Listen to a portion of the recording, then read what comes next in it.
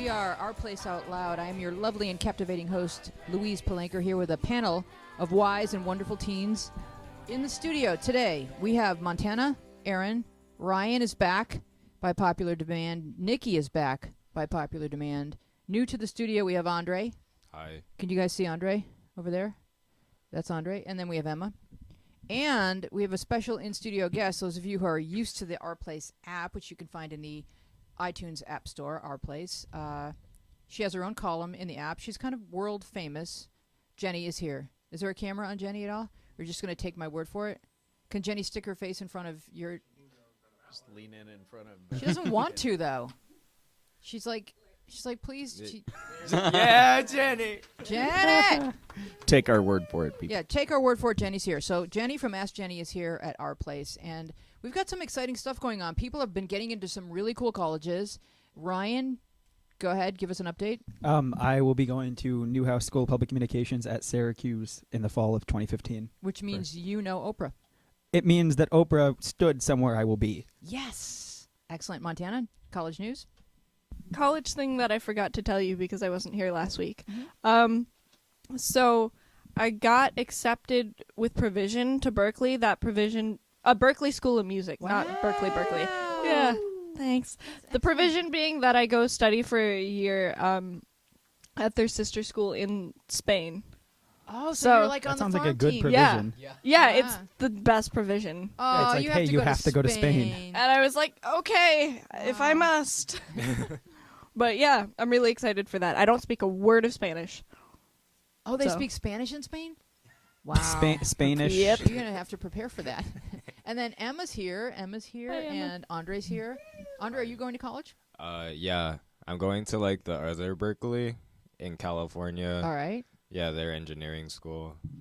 Excellent. Good. Yeah. Congratulations. Round of Thanks. applause on that. Yeah. And we're going to get right into questions because we have a lot of fun stuff to talk about tonight. All right. So I answered this question in my column. I have an Ask Weezy column on newshawk.com, which is a online newspaper in Santa Barbara, California, where I live. And this one was controversial. And I thought that I was just giving kind of just an answer based on maybe my views or my experiences, but it turns out that the topic of feminism, and I'm glad you're here, Montana, because you're really good at this topic, is very controversial, and it means different things to different people. So, Aaron, I would love for you to read Chloe's letter. Dear Wheezy, so I just need to rant to somebody, but all my friends live their lives for boys and would change who they are in a second just to get a boy's attention. Angry face. I posted a photo on Instagram about feminism, and it got half as many likes as one of my group pictures, or pictures of my pets, or even a freaking selfie. The thing is, all the people who liked it were girls, and I know a lot of boys in my grade follow me and definitely saw the pic, but chose not to like it because of the topic. Why are so many boys so effing ignorant? Sometimes boys, even 50-something male teachers, make sexist comments in class, and it annoys the heck out of me. Ugh. Doesn't it just bother you that people don't see how much of a problem inequality is between genders? Okay, so the way that I chose to answer the question was, yes, there's inequality between genders because the genders will never be the same. There will always be inherent differences, and therefore society is always trying to sort of compensate for that. Meaning kind of first world society, because if we're going to talk about certain societies where women are subjugated, that's a completely different conversation. So let's just talk about America, because otherwise the conversation just becomes too overwhelming, and for me it's already overwhelming. But when I sort of deigned to say, well, because women carry the baby, it's just a game changer. So the sexes are never going to be completely even. What we want to do is have as much equality as is possible in terms of human rights, dignity, equal opportunities, that type of thing. And I got angry comments from feminists because they thought that I had like a beautiful opportunity to say to this kid, yay, go you feminist girl, and let's do this and make a difference. And But you instead did. Yeah, you did. I did. even posted the Emma Watson speech before the and United That Nations. was And you such told a her good you thought speech. she was going to go far in life and that she should Yeah. raise her hands and say things. So I think you did do that. Okay, go ahead, Montana. Yeah, I'm just wondering what the angry feminist comments were at you, because it doesn't seem like you were discouraging her. It just seems like you're like, yeah, this is feminism. Good for you. Like it's not like you were saying like, oh, don't fight this. There's no reason to fight that, you know? No, I was just saying, I guess I was trying to say that, sort of when you're 15 or when you're 18, you can be a lot more militant for a cause.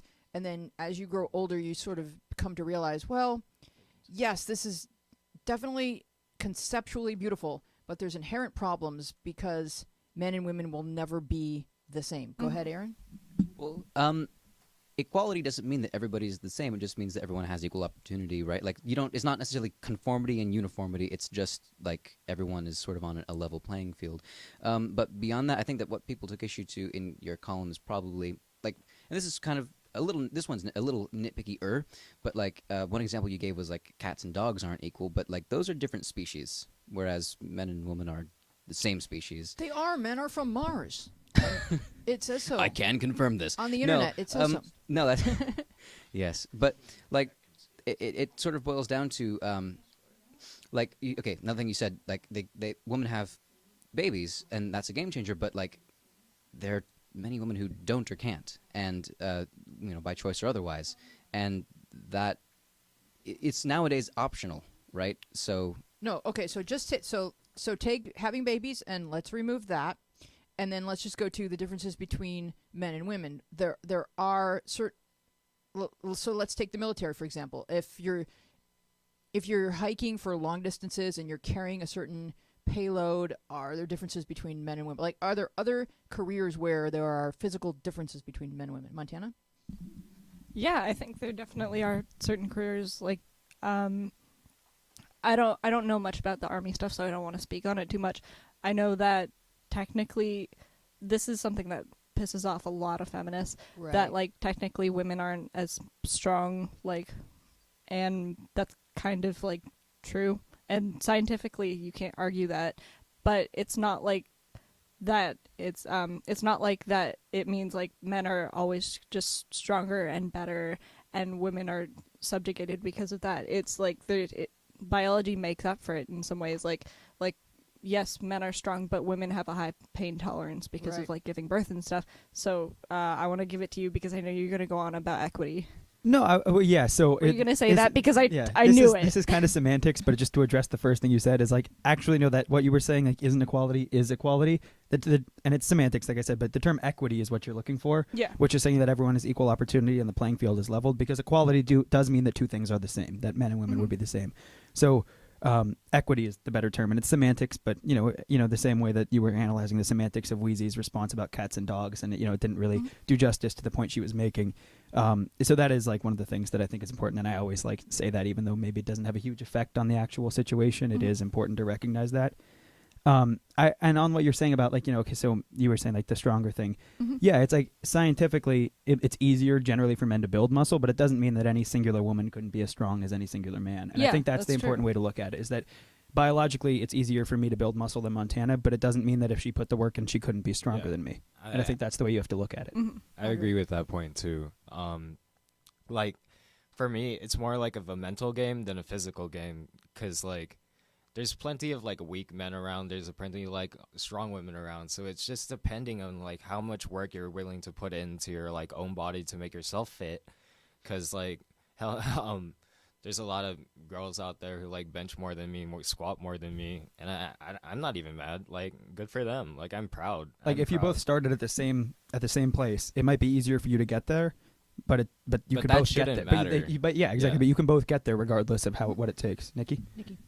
I think that the big issue here, the whole feminism debate, is that I think people are uncomfortable talking about it because I feel like this shouldn't be an issue, right? It's 2015. This shouldn't be an issue. So I think people feel like by acknowledging the problem, they're actually contributing to it. But that's not what should happen. Like, we should address the wealth disparity between what men and women are gaining in the workplace. But I feel like everyone agrees that men and women should be paid the same, and we feel like we shouldn't have to talk about it. But what about, Nikki, the aspect of being in the workplace and women being having to encounter sexist comments or just rudeness or someone standing too close, or that because men and women come to the workplace still men and women, so they're going to be either attracted to each other or repulsed by each other in some cases, and so there's going to be those dynamics that women come up against where they just have to sit there and like the Mad Men that just ran last night. Oh my god, was it last night? Well, I guess it was. I guess they were. Joan and Peggy were just sitting there taking a meeting, and the men just kept saying these horrific things. I mean, it wouldn't be said today because it is 2015, but this is just the history of like what women have experienced in the workplace, and you're just watching it. You're just so weary for them because oh my gosh, go ahead. This was the start of the new season. Yeah, Sunday night. Oh my god, I forgot to watch it, and I'm so mad. Do you have it recorded? It will air again. When? I don't know, but it's AMC. So Okay, well I'm gonna record it because next. Yeah, Okay. I have it recorded in Santa Barbara, so come visit us. okay, I'm gonna come and watch your Mad Men So- and then leave. And so there's that, and then there's also just that her point of like her view of like what her currency in the world is sort of based on likes. I was about to address Oh, that. yeah. And so there's just so much to discuss here. But anyway, Montana. Yeah, I think feminism wasn't as much the issue with this question as it was with her just needing to chill out a little bit. Like she's making a huge deal over like all my friends, like they live their lives for boys' attention. And I'm sure if you asked your friend, they wouldn't agree with you. They live their life for them. They live their life to do things they like to do. And boys, however big a part of that it might be, that's not just all their attention. And if it is, like, good for them, that's not even your problem. And also, don't ever take anything on Instagram seriously, no matter, like, with likes or, like, subject matter, because it's Instagram. It's not even supposed to be, like, a means of like, communication. And you should really. say something on Instagram or on social media or to a group of friends because it matters to you, not because you need to have a certain response. Yeah. Ryan or Aaron, and then Ryan. Okay. Yeah. Sorry. Yeah. So first off, I disagree about Instagram. I think that it is like a form of communication. Like as time progresses, it will become more and more so. And if that fades away, something will replace it that is similar. Like it's social currency, right? Like likes are social currency. Like that matters. That actually, there is gravity there. But regardless, she's saying, why are so many boys so effing ignorant? How come they didn't like this, right? Well, I think that part of the problem is that there's this sort of misassociation between feminism and the concept as it is commonly perceived. Like, feminism states that women should be treated equally as men are treated, right? Like, there shouldn't be a difference.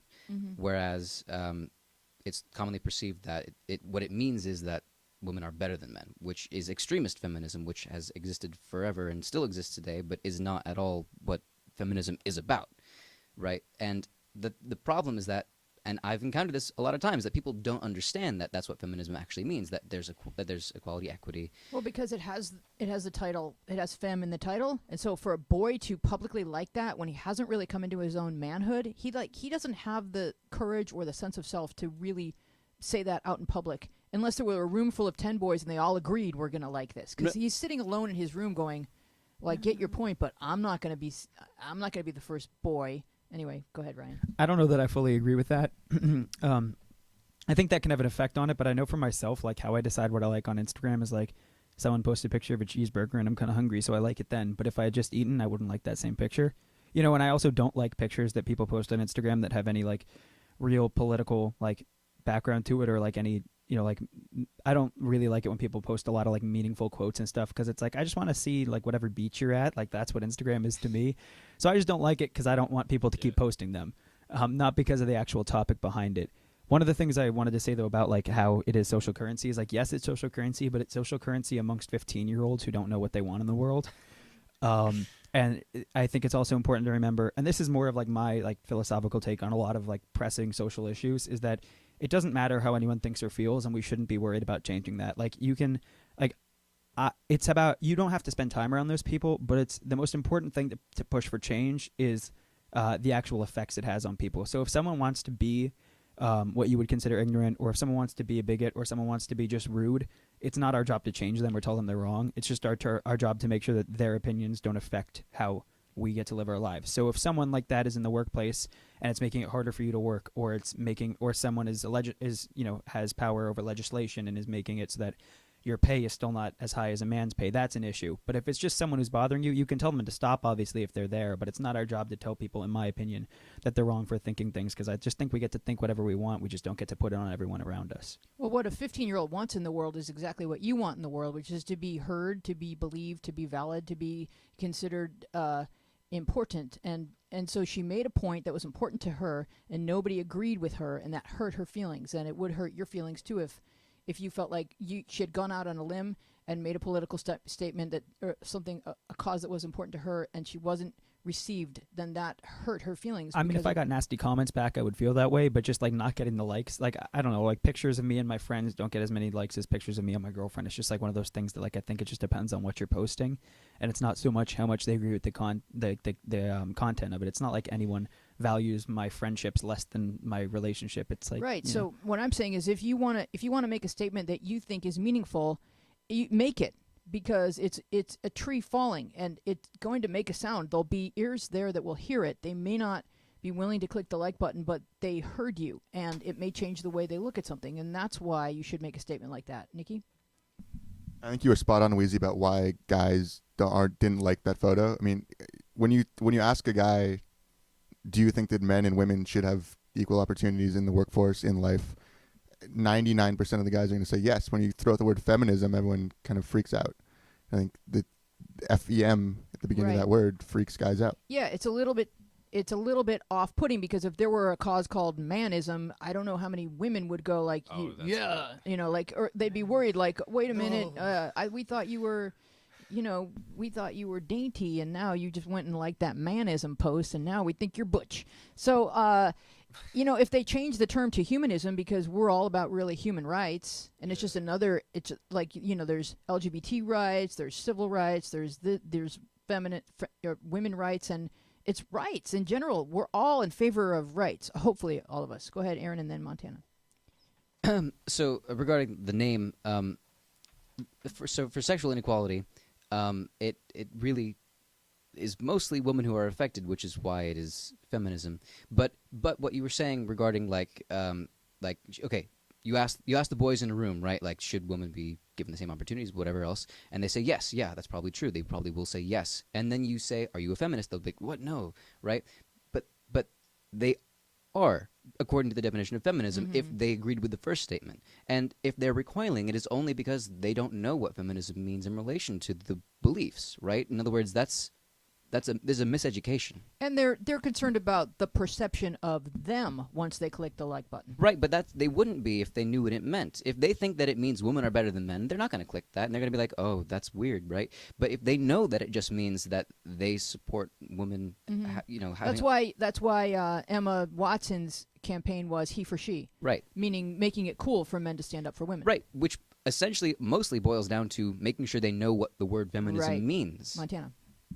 Yeah, I think feminism is actually, unfortunately mistitled, because back in the old days when it started, it did have to be a for-woman thing, because it wasn't like any men were helping women. They didn't have a campaign for that. It wasn't cool to do it back then, and certainly isn't now in some geographical areas where it's, more repressed and stuff. But, that's where the name comes from, and it's unfortunate that we've carried it this far, but to change it to humanism, I think would kind of diminish the message that it is still women who need help in a lot of areas, especially not just America, but places where women are actually very subservient. I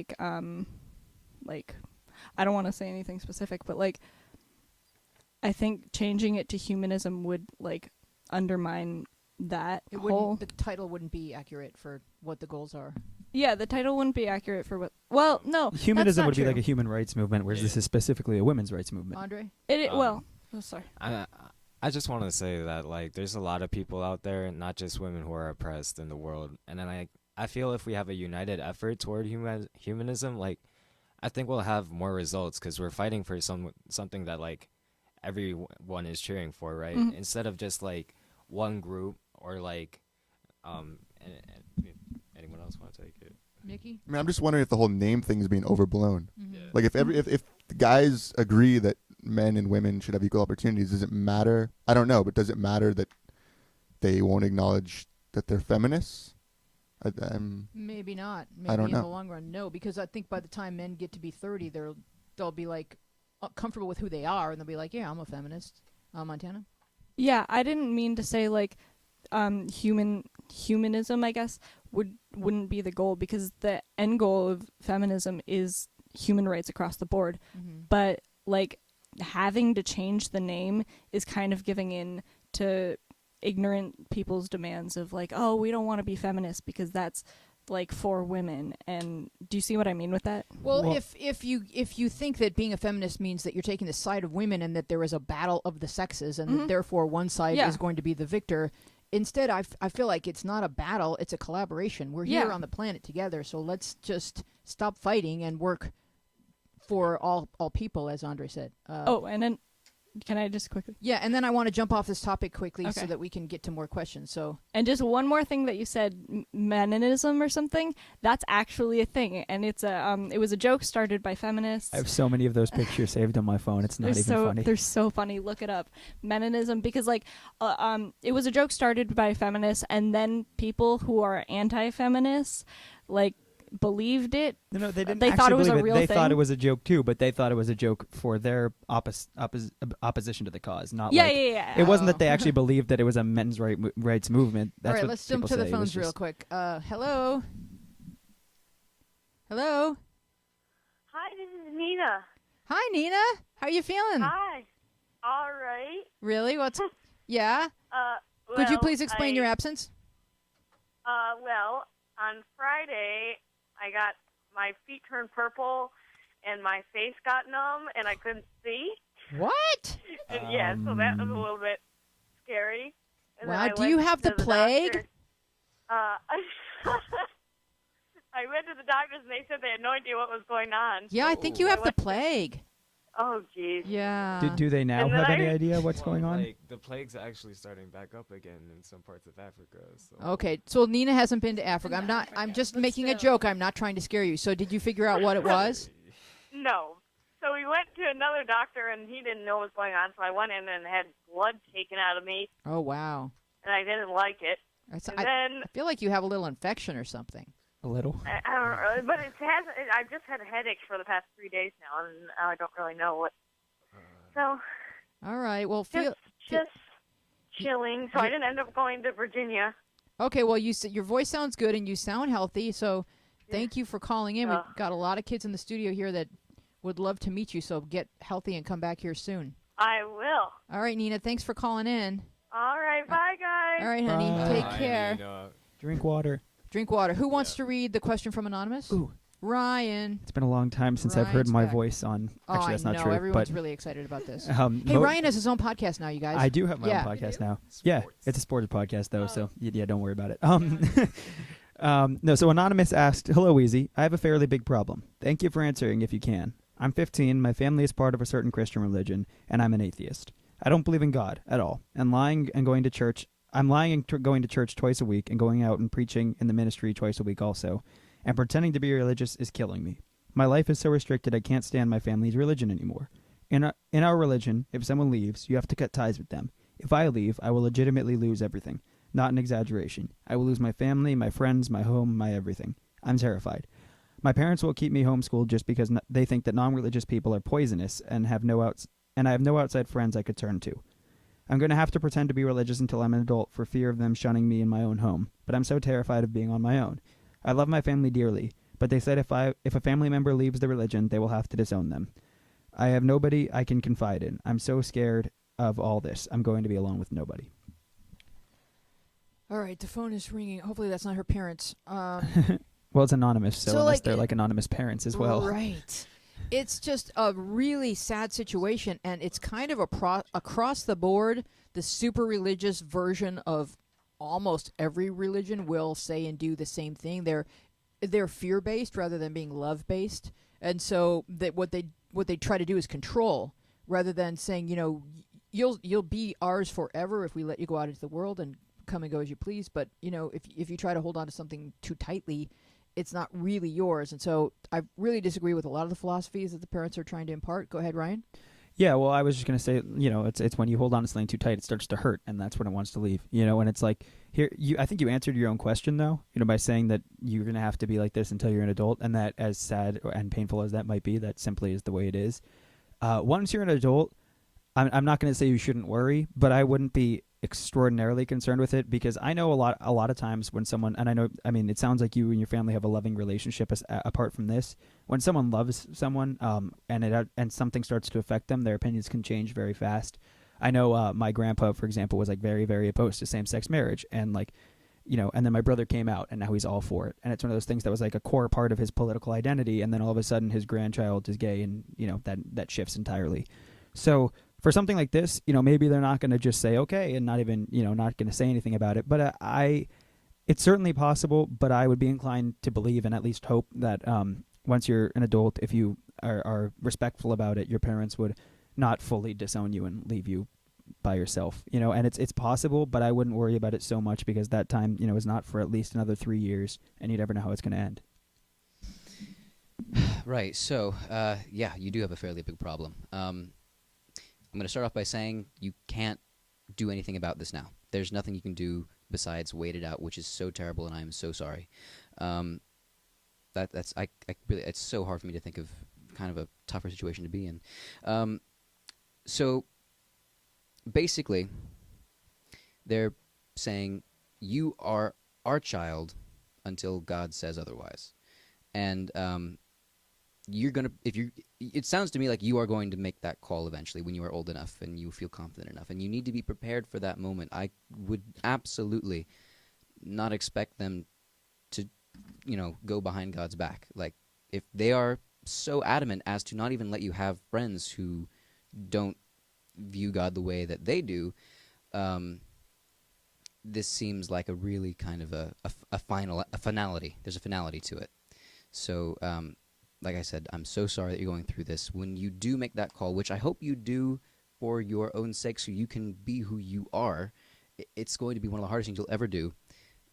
And I can't imagine what it'll be like going forward from there. But so what's interesting is that, I'm sorry to cut you off, Aaron, but what's interesting is that she's in this really confined and controlled family situation, and yet she's able to access the app, and she's able to ask the question, which leads me to believe she has access to the rest of the internet, and that she can Google things like, you know, escaping super religious family, or just find terms that are similar to what you posted in your letter to us, and find other people that have found a life on the other side of this and haven't lost everything. Because, you know, she even mentioned in here, and I had to truncate this to get it in, but she mentioned that they're not preparing her for college, they're not going to have any money for college, so she's just concerned. And I know if you want to go to college, there's community colleges that are a pathway to four-year schools, and there's a way, and you'll find people in your life that will become like family to you, that are in the same sort of situation, or that can empathize with what you're doing and just really embrace your spirit and your hunger for knowledge and for a life outside of these constrictions. Montana, who will help you? Yeah.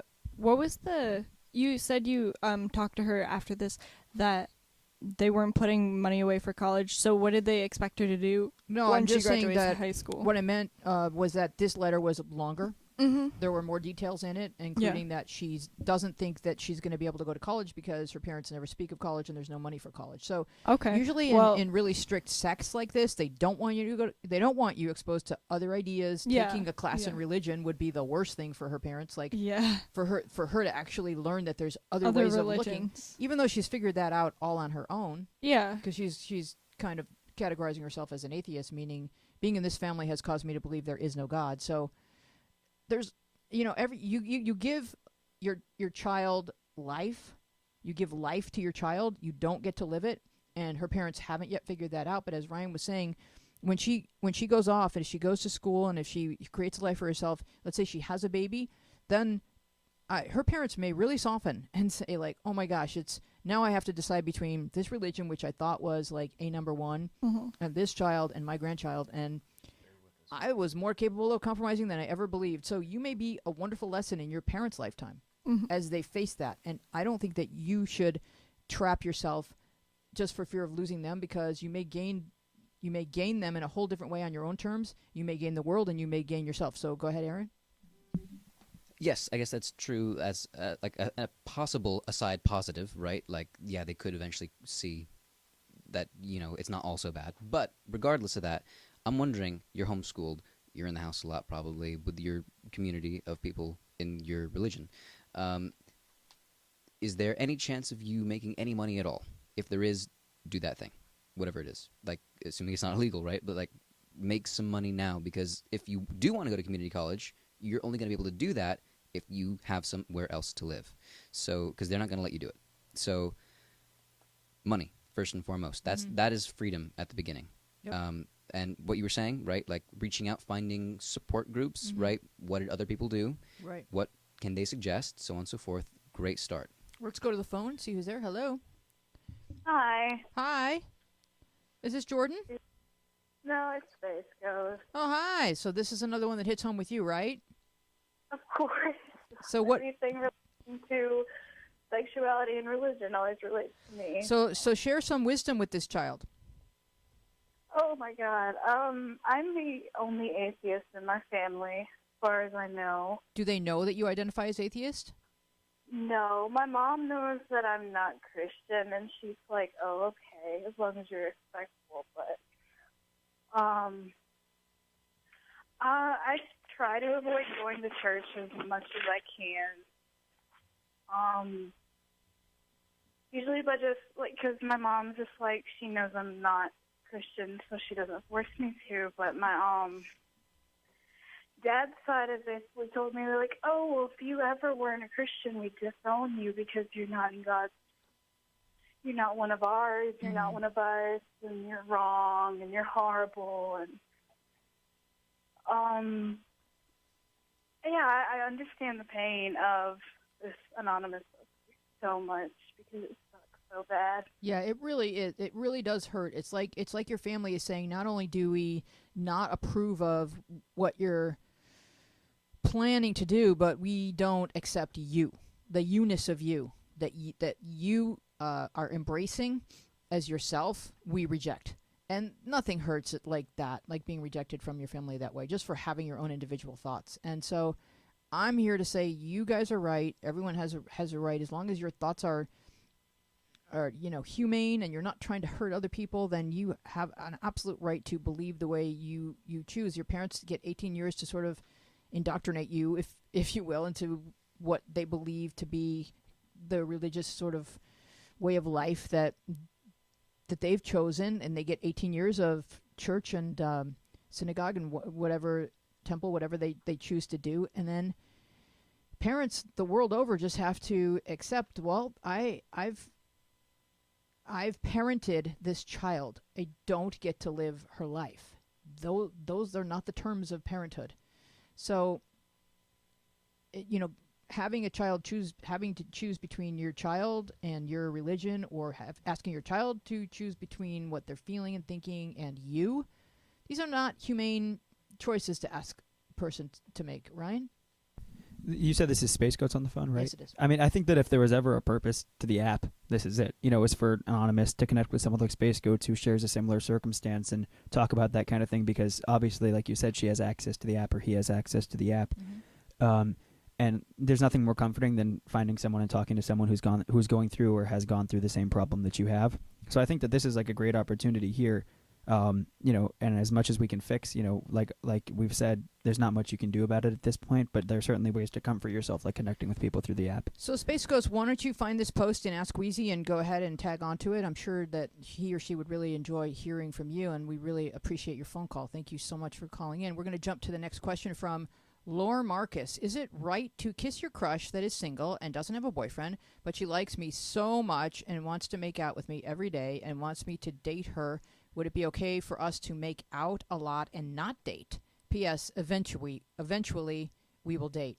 This made me smile. So this is like, I hate to be sexist, but this is like the world's most dudiest, like 7th grade dude. It's like 7th grade dude post. Aaron, go ahead. So, like, if you say, P.S. eventually we will date, but she wants to date you, why are you not just dating? Because he wants to be a dude. Right, but like... Well, in the grown-up world, that's kind Andre, of how it is, stick up though. for dudes, please. Yo, just go for it, man. Just dive.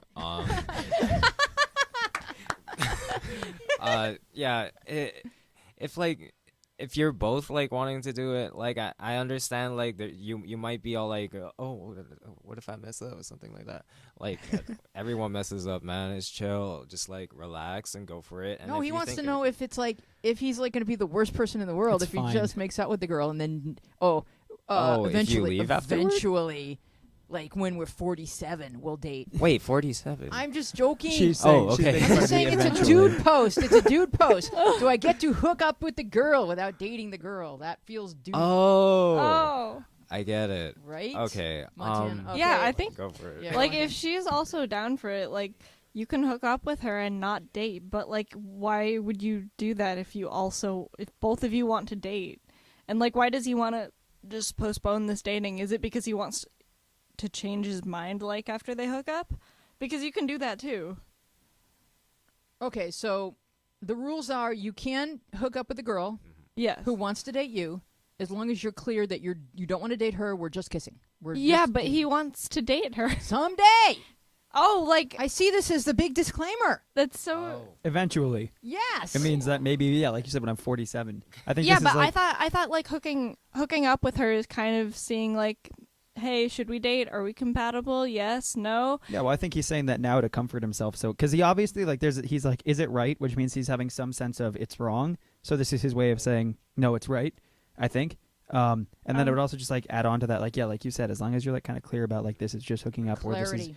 But like Yeah. in the adult world, and we've said this a million times, people go on dates before they start dating. You know, you Yeah. do things Yes, as you get to know yes, people. And yes, but she is in love with him, and kissing him is going to make her want more. So you're going to have her to deal with. Yeah, if oh, you it has don't its call this consequences. dating, and you think she signed up for that, and you think she's going to stay signed up for that, guess again. You got to be clear with her. Because girls can be in touch with you 24/7 nowadays. She's not going away. Aaron, go ahead. Clarity, yes, I agree. But if he is being clear, her first question is, so why aren't we dating then? Right? Like, that's going to be her first question. If he says, we will date, but why don't we just make out for now? So you need an answer to the question, why aren't we dating now? Right. And if you have a good answer, then you're fine, and she will also think that's fine. And if you don't, then she will let you know. Well, I just don't think that that's being totally clear with us. I think that's his way of comforting himself as he asked the question, like I was saying, because no one asks, is it right, unless they have some sense of it being wrong. So I think that he's not being fully clear with us. I think that's a comforting thing. I think if he wanted to be totally honest, he'd pretty much say, like, I'm not ready to date you, but I kind of want to make out with you. Maybe we'll date. Not eventually we'll date. And, for sure this happens. For sure people do this, and it doesn't make you a bad person, and your desire to want to do it, that's double desired. But your desire to do it does not make you a bad person. It's a natural question. Go ahead, Nikki. I think just like a couple sentences with the girl, Yeah. two sentences. What just are they? How do you see this going? Like, what if he just wants to make out with her, then say that. Say I'm not ready for a girlfriend. But we both agree to do a couple of sentences of It's conversation. clarity. Yeah. Go ahead, Andre. No? Nothing. Let's go to the phone and see what our caller thinks. Hello. Yellow. Hello, Jordan. Do you have a thought on this? I do. Go.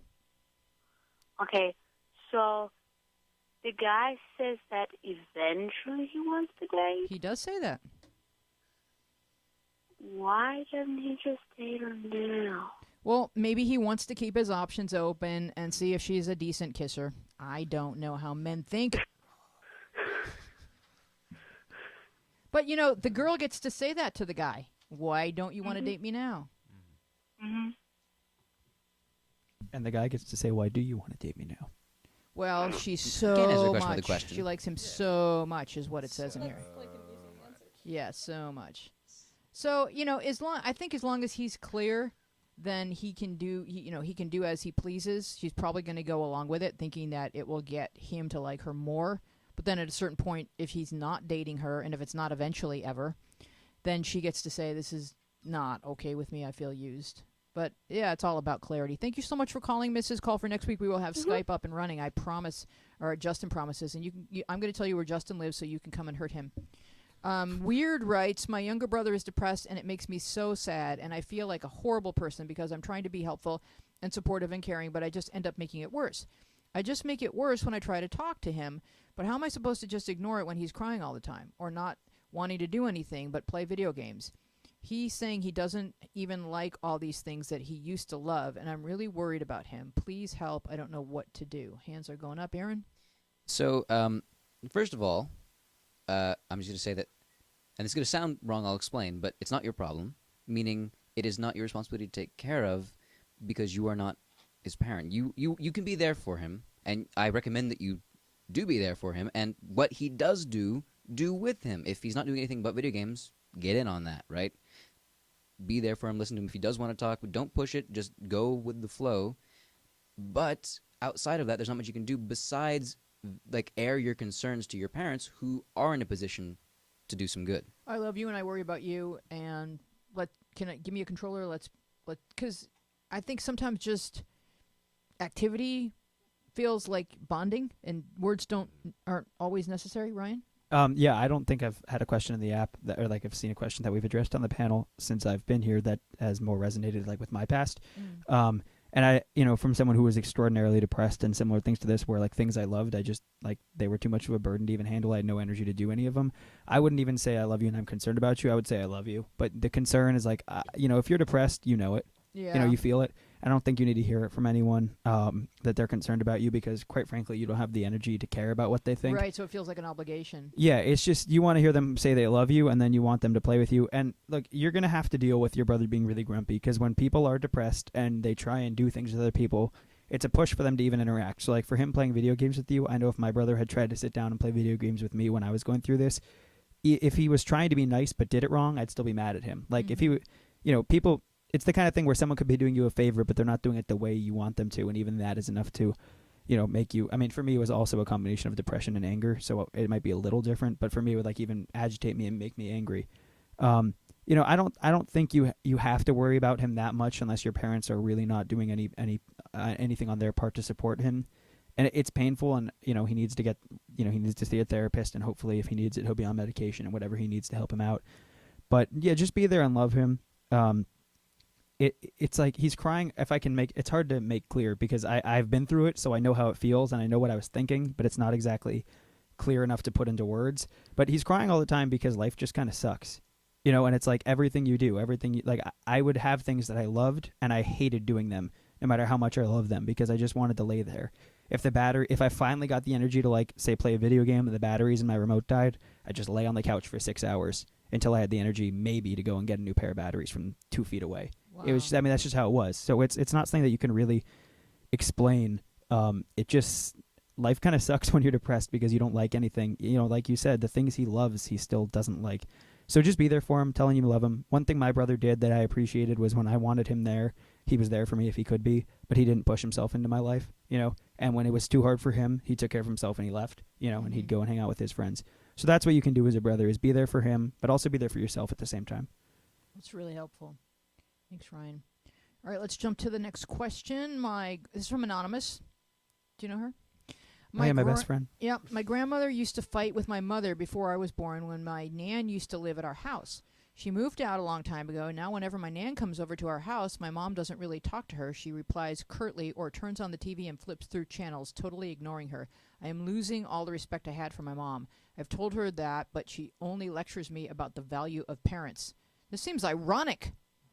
Yeah. If you want to define irony to somebody, just read them this post. Go ahead, Montana. Yeah.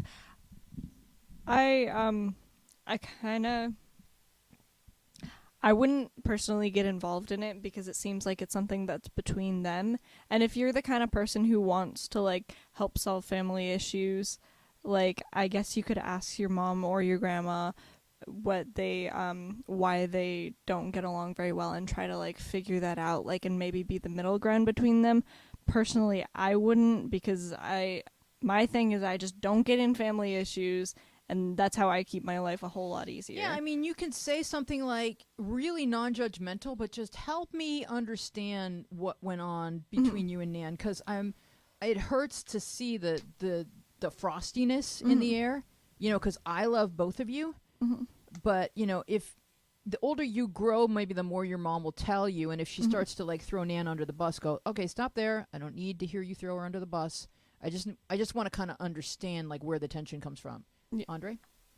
Yeah. I kind of feel you over this one because like my grandma used to live at home, and then like I come home from school one day, and then I see like my dad and her fighting one day, and like I just sit outside, and like I was completely lost on what to do.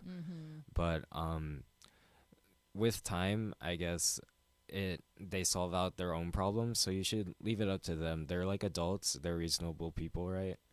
And it's not gonna be so long that they're gonna not have these differences sorted out. I think like with time they can forgive each other. I don't know. I mean, it's going on. It's been going on. Ooh, I just moved the camera with my feet. Sorry. It's been going on throughout her lifetime. So Yeah. like this is anyway. Aaron, thoughts? Yeah, this isn't your problem to fix, Right. but it also shouldn't like be the defining thing, like in terms of your relationship with either of them, right? Mhm. Like, be cool with your grandma, be cool with your mom, and try to stay away when they're in the same room. Like, it's their thing, and it kind of sucks. Maybe, like you said, as you grow older, you probably end up hearing about it. Yeah. But I wouldn't necessarily I wouldn't try to fix it because it's not your thing. But, you know, have a relationship with both. Right. Or Nikki, and then Ryan. Do we think that would pointing out the irony of the situation to the mother, would that help the situation at all? Do you guys think? She would No. say, That's kind of what I was going to get at. Is there's nothing more, I would imagine, painful for a mother to hear that her own daughter I think it's her daughter, or it might be, it doesn't specify, that her own child is losing respect for her. I mean, like, that's the last thing in the world that a parent would want.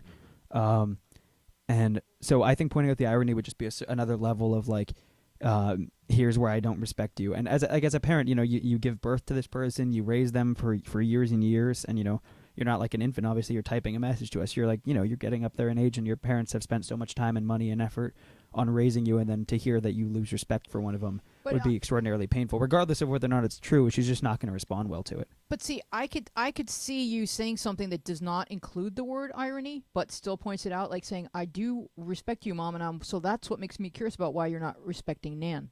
Just don't use the word irony. That sounds like an accusation. Questions are better than accusations. Yeah, but just like it just points out the situation. Like, you know, I think that the mom, it could be an eye opener. You know, as you mentioned, Aaron. I mean, yes, it could be, but I also am always wary in terms of catching people in the act and then like laying it on them while they're doing it. Like, that is always a great way to put people on the defensive, to shut conversations down. Even through the eyes of a child, just help me understand. Like using terms like that. Yeah, it's like at that point it becomes, hey, I'm the adult, right? Like, I'm your parent. I know what's going on. Go to your room. We'll talk about this later. She's sitting there flipping channels while her mother's in the room. So you don't think the children notice this? Right, right. And like I said, bringing it up, maybe not during that like if this conversation No, happens again. after Nan is long gone.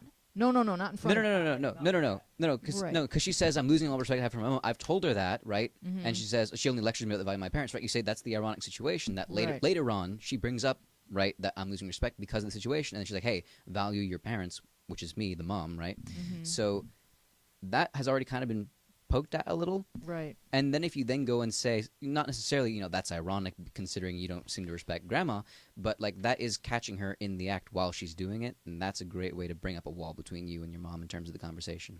Right. But, you know, so what's kind of poignant about the situation is what, you know, we learn more by watching than we learn from anything we actually, you know, or just do this, respect me. Like, I'm watching you disrespect your mom, and I'm now disrespecting you because of it. And so that hurts so much that you just want to help them. And we don't know whatever went on. Let's jump to the phone real quickly. Hello. Hello? Hi, who's this? This is Carly, the one... Wait, who is this? Oh, this is Wheezy.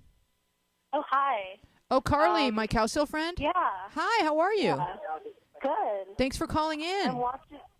Good. Yeah, hi. I'm watching your thing right now because I'm on spring break and I can actually stay up and watch it. Oh, she did. Well, tell your mom thanks from us. Hello? Hello? Is that, Hi, who's this? If you could turn down your computer, though. Oh, yeah. Carly, turn down your computer because we're hearing us in, like, space Okay, travel, time travel. Were you listening to the question that we were just addressing? Yeah. Do you have any thoughts? What I wanted to say is I've gone through something like this also with my Ah. parents. Okay. And it is really stressful on the family when, like, you can see your parents arguing with one another and arguing with their parents. And I've often tried to, like, kind of like confronting my parents and ask like, why are you arguing with grandma? Or why are you arguing with grandpa? Because it is really stressful to watch. And like, I think the best thing you can do is just like be cool with both of them. You know, like tell your opinion and ask when it's okay. But honestly, both of my parents have told me that life is too short to like keep arguments like this happening. I don't really know how to explain it, but like.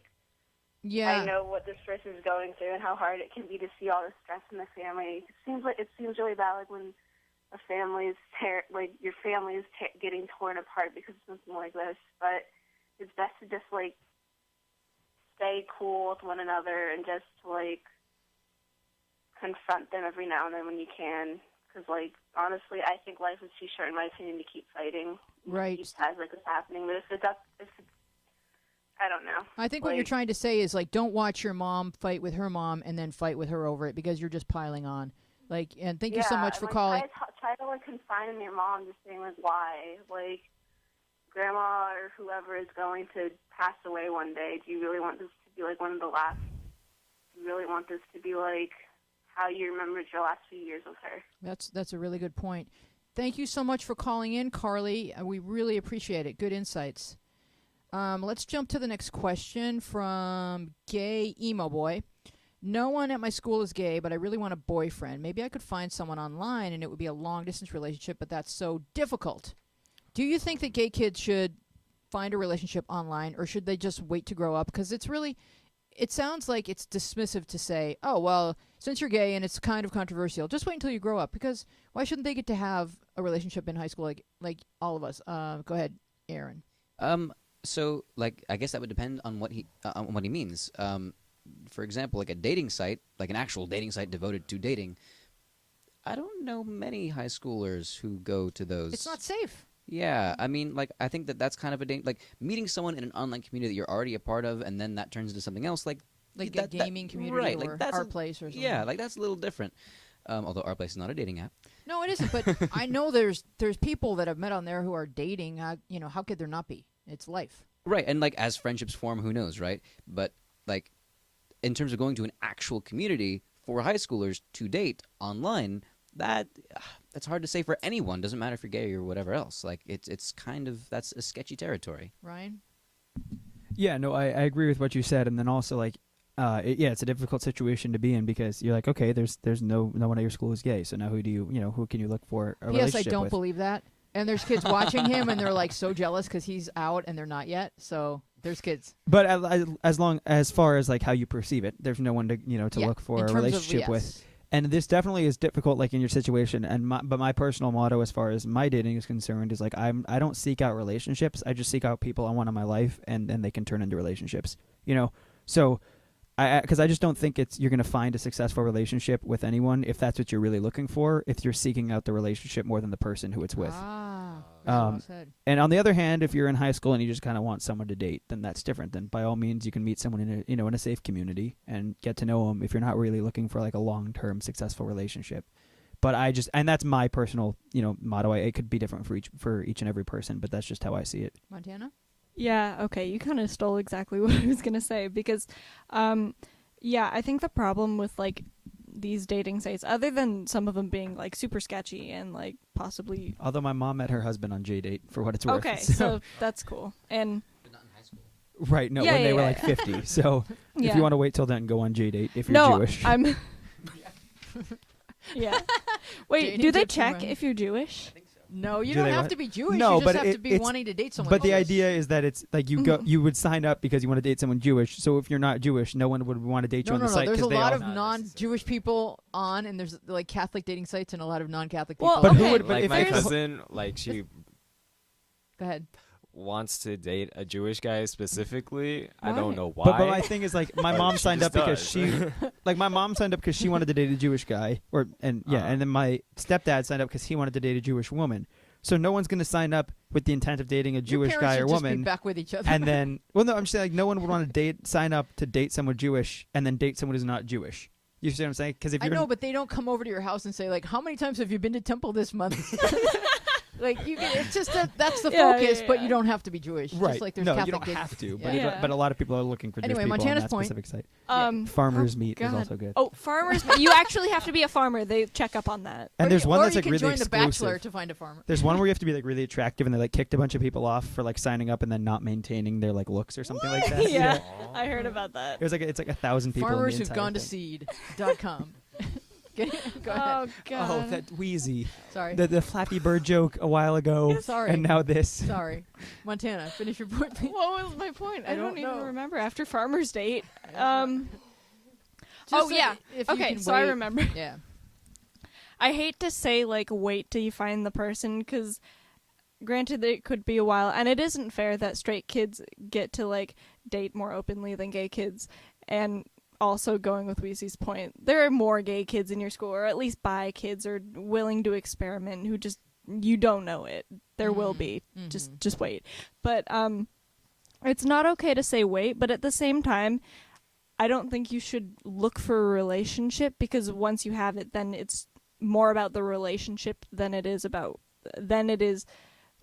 being with the person. And for me, relationships, like I don't look for them, I just fall into them because I find a person and then it kind of just happens. Yeah, that's Right. what I say about it. It's Yeah, like if you seek the and- relationship more than the person, then what does the relationship actually have? Yeah, you don't get like relationship points or nothing. Yeah, like I always tell kids, it's like it's not like casting a part in a play. Like need someone who fits the description of boyfriend, and then oh, I have a boyfriend. Oh, I haven't really spoken to him, nor do I like his views or his opinions or the sound of his voice. But I have a boyfriend, so It'd be it's- like if you had an ongoing play and when you walk past me, like you would be perfect for this role. That's the Yeah. better way to do it, but not to seek out people through casting calls. But it's like- hard, like when you're 14 or 15 and you feel like everyone around you is in a relationship and you just want to be able to have that title, to feel loved. But use that energy to find out who But- you are, because then you're going to be more able to be in a relationship with the right person when that time comes. Go ahead, Montana. And also, just personally for me, I think like, wow, this is gonna sound bad. I don't really like relationships. No offense, Andre. he's, and I mean that like, you're awesome. I love you. You're great. But I don't like the concept of being in relationships if it's with a person you don't really care about, because Then it's Then an it's- obligation. then it's just work. Then Yeah. it's an obligation. And the whole point of a quote unquote relationship is to be with somebody that you enjoy, And compliment that you have a that- relationship that with. you have a relationship with. Yeah. A relationship isn't just like a thing you just go buy in it's a box. it's a connection between two people. Yeah. Thank Yeah. you. Free, usually. It's What? what? It's usually free. Well, Relationships that cost something aren't really like, That's deep. yeah. I'm a Except sometimes like a first, paying for the first dinner on a date Oh, might, well- that costs something. Man, those are like that's what just you call that? Collateral costs? Yeah. collateral damage. collateral damage. Speaking Yeah. of, I have your chain. Yeah, can I have that back? Yep. See? Later. Okay. You have headphones on. Okay. Right. Look at him Sorry, looking I out didn't- for his So, girlfriend. and it's really hard to I tell didn't someone mean to who's say kind of I don't like relationships. for someone who you guys can talk about this after the show, and you will. So to say to somebody who wants a boyfriend, like, oh, if you want one too badly, that means you'll pick the wrong person and you're willing to just accept anyone online just so that you can fill in the slot titled boyfriend. And are we really helping this kid by saying, yeah, that can wait until you meet? Because like when I you're think- when you're older and you're kind of in a relationship, it's easy to talk to someone who's yearning for a relationship and say, don't yearn. I mean, if you're yearning, you're yearning. Oh, Emma. Let's get Emma in here. Oh man, I'm actually talking. Yay. Okay, pull it down a little bit and talk right into that mic. Well, it Thank kind of depends on what kind of relationship you want. If you want something that means something, something will happen. But if you want something that's just exactly to fill in a slot that's open, then you go looking for it. So, And You're there trying to could like be fool in- around in high school, that's one thing. But if you actually want to have something meaningful, like Yeah. that's it. Yeah, and if you're kind of so desperate for a relationship that you're willing to date someone you don't actually know and you can't really even clarify whether they're the actual person in the profile picture, then I just say, flirt and, kind of feel what it feels like to be attracted and to be excited about a conversation, but there's no need to call it a boyfriend or a relationship until you know that person in person, unless you really want to be on Catfish, because, you know, if you make that a goal, then definitely date online. Because who watches that? Anybody? I've heard of it. Oh my gosh, it's fascinating. Wait, what is it? Because like my friend said I had to watch the movie and it was like it was a dating thing and then something happened and then they wouldn't tell me what happened. Oh, in the movie? Yeah. Yeah, you don't have to watch the movie to watch the TV show. You Well, can actually what learn- happens in the TV show? Oh, It's the just like they TV show follow is stories. the guy. They coined the term catfish. I don't know if there's time for this because it's 8:00, but the term catfish, which we can explain next week, is if someone is pretending to be something online because they need something in their life, they have an emptiness, and you're filling it. So he goes in search of this girl that he's fallen in love with. I don't want to ruin the movie for anybody, but it's the same guy, Neve, who's the host of the show, because he's been catfished, which is now a verb and everything. It's a noun and a verb, and it means you've been fooled by the internet, because the internet lies to you. It done goofed. So he now goes and he gets letters from people that say, hey, I've been talking to this person for 3 years. We never Skype. We never talk on the phone. She's always finding an excuse not to meet up with me. And he's like, well, let's go figure out why not. And they go in search of finding out who is this person and who are they actually. And so the internet is full of liars, it turns out. So I would say, yes, you're yearning for a relationship, but it's okay to yearn. Yearning can be good. It kind of teaches your heart what it wants. It doesn't mean that your yearning should be fulfilled instantaneously. It's like a gymnasium for your heart. And the best relationships are the ones that wait until both of you are ready to find each other. We are Our Place Out Loud. Thank you, panel, for being with us, and we will see you next week. Bye-bye, everybody. Bye. I've been out there wandering. I've been in here wondering, hoping, reaching, or wishing I could find my way. Then I found our place, where we can dream and share it. Our place, you'll find a friend to care it.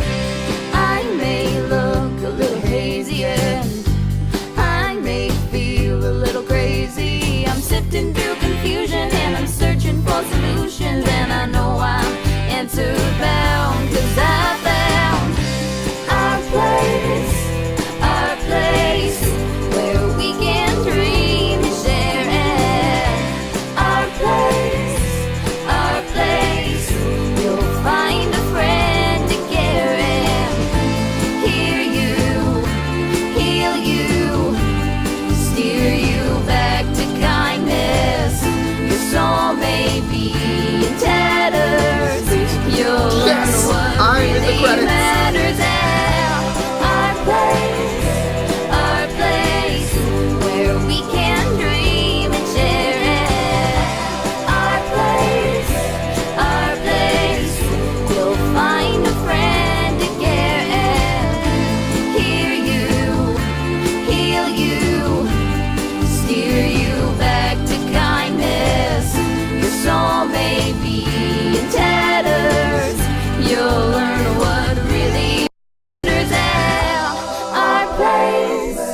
Our place, where we can dream and share it. Our place, you'll find a friend to care it.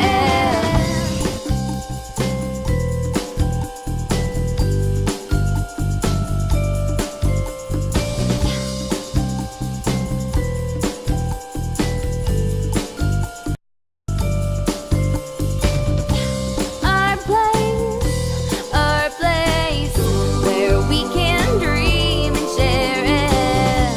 Our place, you'll find a friend to care it. Hear you, heal you, steer you back to kindness. Your soul may be in tatters. You'll learn